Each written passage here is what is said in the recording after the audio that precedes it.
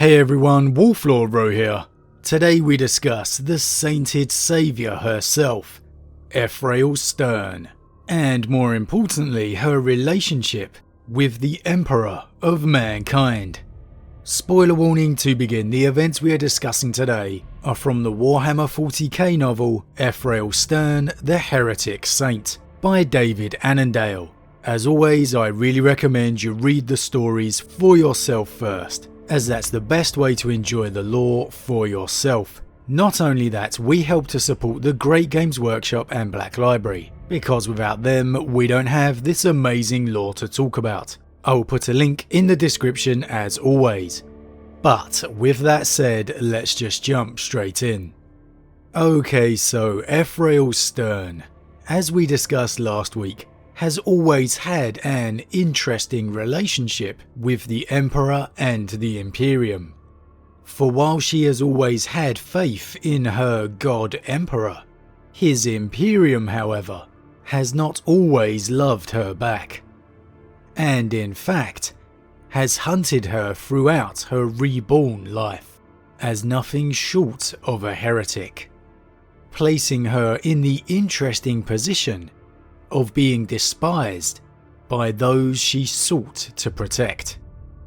But as all those loyal to the Emperor, she did not turn her back on those in need, and despite awakening on the far side of the Great Rift, cut off from the Emperor's light and surrounded by the ruinous powers, she vowed to fight on until the last, even as we discussed previously, seeking aid for the beleaguered Imperium from Ephrael herself, the Herald of Iniad. Now, if you missed that one, go back and check it out, because it's definitely an interesting insight into the leader of the Inari. A small encounter, but definitely my favourite portrayal of Ephrael thus far. And now it's this meeting with Ephrael and the Eldari that becomes quite a fate-altering moment for Stern. And it's not so much Ephrael herself that causes this, but the news that she carries, the words that she speaks. The Primarch Rabute Guilliman has returned. And this news, earth-shatteringly life-changing as it is, reignites Stern's belief, no longer fearing the worst, knowing with all of her heart, if a Primarch has indeed returned, it must be, because the Emperor himself willed it. The fact Ephrael slyly dropped in the fact that she helped it happen seems to have gone completely over Stern's head, which is quite amusing. Ephrael literally saying, "What are you doing here so soon? I've just helped you guys by bringing back a Primarch." And all Stern heard was, "Guilliman's back, praise the Emperor." And rightly so, of course. Now, after Stern departs from the Inari within the Webway, and returns to her semi-befriended Inquisitor Dagover, Stern decides to seek guidance from the Emperor on just where she is meant to go. And there, amid her sparse quarters, candles flickering against the gloom, she prayed to her God Emperor. "Father of mankind," she said, "forgive me for my weakness. Forgive me for not seeing what I should, and for believing you no longer protected your children. Though I am not worthy of your blessing, I am your servant eternally. Show me what you would have me do. Grant me the wisdom to know how best I must serve you." She closed her eyes and bent her head. The darkness that came to devour the stars enveloped her once more. She could barely breathe. The nothingness sought to consume everything. If she did not fight it, she would vanish in the suffocating black. "You are not everything," she growled at the nothingness. "You will be defeated."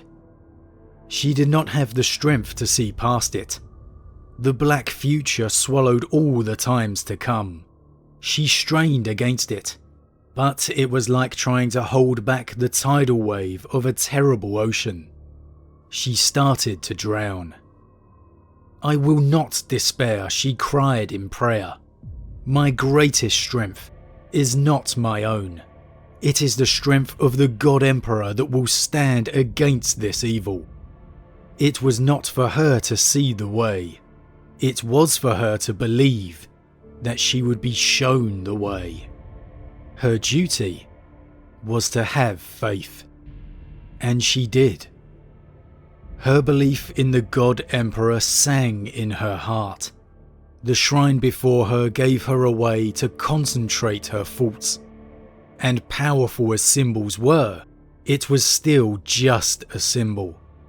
Monuments and rituals served their purpose, but they fell away to insignificance before the essence of faith itself. That was what she offered the God Emperor now. She gave herself to the totality of belief, without reservation. She believed. She became belief. Now this is a really fascinating little passage. Stern, although blessed with powers akin to a saint, such as the famed Celestine, if not even more so, has never truly been one of the Emperor's saints, gaining her power from the combination of the psychic powers of the Lost Sisterhood. She was never divinely gifted, but here we are witnessing a very important change within Stern. Always a loyal servant, despite the circumstances, always an enemy to the foes of the Imperium, but it's quite clear her soul remained her own. That small part, no matter how slight, remained locked away. Whether through fear or doubt, who knows, but it certainly appears something was holding her back. Whereas now, perhaps figuratively seeing the light within her darkest moment, the feeling of truly believing the Emperor is gone, only to have it birthed anew, her faith has never been stronger. Her belief in him, never stronger. Giving herself over to it completely. She gave herself to the totality of belief, without reservation. She believed. She became belief. Now this is quite obviously a truly defining moment in the future of Stern, because it appears, in giving herself over to her belief in the Emperor, utterly and completely, the Emperor comes to her. Not in any physical sense, of course, but within her vision. She receives the name of a world to head to. Just as Celestine is guided by him, so becomes Stern. And this particular world is across the Great Rift. A virtually suicidal journey to contemplate, and that's at the best of times. Even the Inquisitor who's accompanying her expects it to be their deaths. Only, and this is pretty major to think about, for the Emperor to seemingly part the Immaterium, the Great Rift itself, to allow their crossing. It's described as a great power seizing the ship and dragging them through the other side.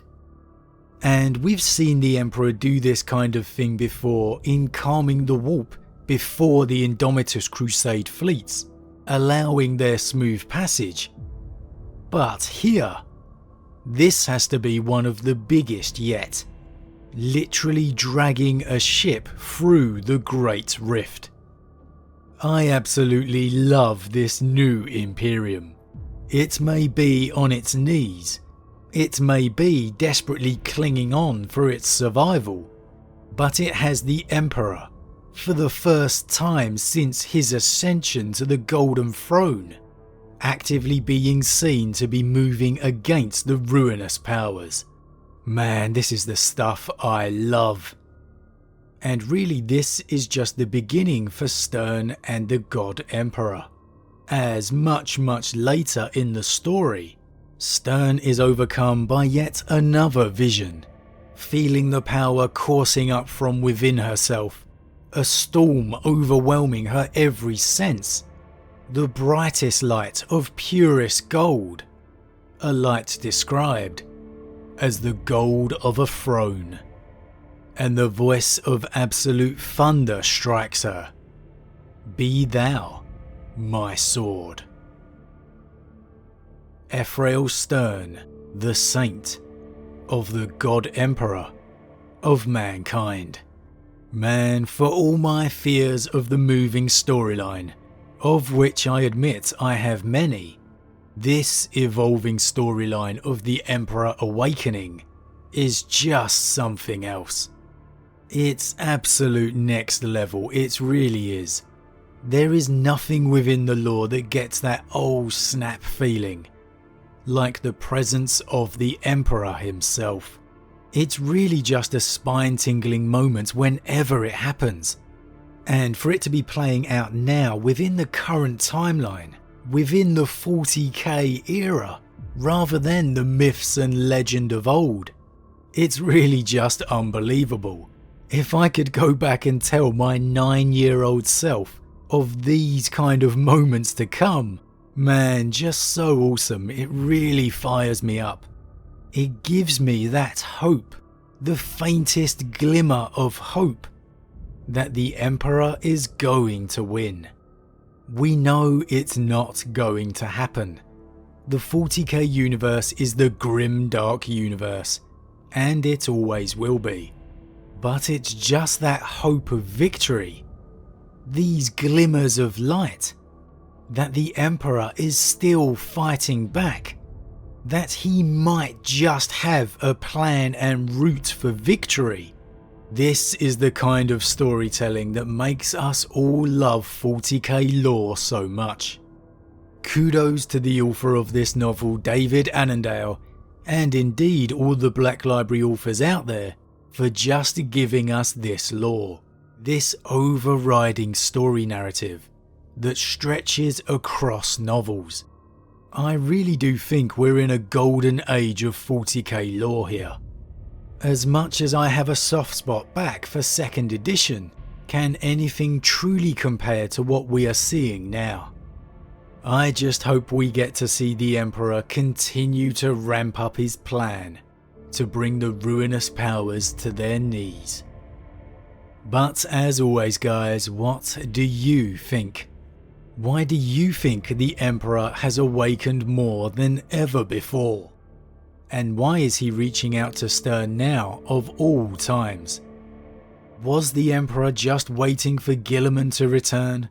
Was the Emperor biding his time, harvesting his strength until one of his sons returned? That's a conversation we have definitely got to have. But as always guys, leave your thoughts in the comments below, I love to read them. Huge thank you to all my subscribers, your support truly means a lot to me, it really does. And if you're new, please consider subscribing to help the channel grow. And if you enjoyed this particular vid, then why not drop a like on it too. But with that said, I am off, and I'll see you all again real soon.